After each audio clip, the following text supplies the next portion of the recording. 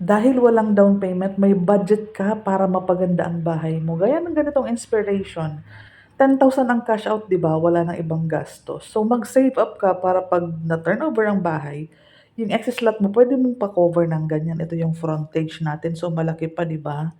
So pwede mo 'tong gawing dining area, kitchen area, iba-iba. Pwede mo siyang gawing third room, home office. So itong unit na 'to, ito yung sa may TV, hagdanan sa likod. Ito nagkaroon siya ng mini bar na may countertop, kusina.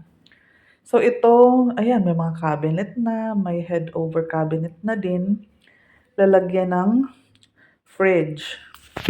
So 'di ba ang ganda, oh. Meron pang mga pin light, meron pang mga drop ceiling. Ang CR, full toilet and bath. Yan, ang ganda ng ginawa nilang pagpapaganda ng unit na 'to. Ang ganda ng color combination. So ito, naging dining area nila. Yan. Tas living area naman 'to. Stock room yung likod ng TV. So ayan ang living area. Ang likod nito, lalagyan 'to ng TV, likod niyan hagdanan pataas. So madaming pwede maging cabinets.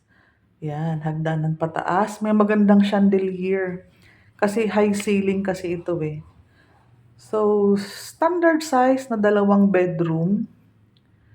Ayan. 2 bintana each room. May butas na for aircon. Ayan, oh. 'Di ba ang ganda? Oh. Sa kabila, ganyan naman ang itsura niya. 2 bintana din. May butas na din for aircon. Ayan, oh, ang ganda ng ilaw. Oh. Yan, ang magandang nilagay nila. Madami sa Wilcon, madami sa IKEA. Ang daming pwedeng maging inspiration pagkuhanan ng idea kung ano ang magandang mailagay sa bahay natin.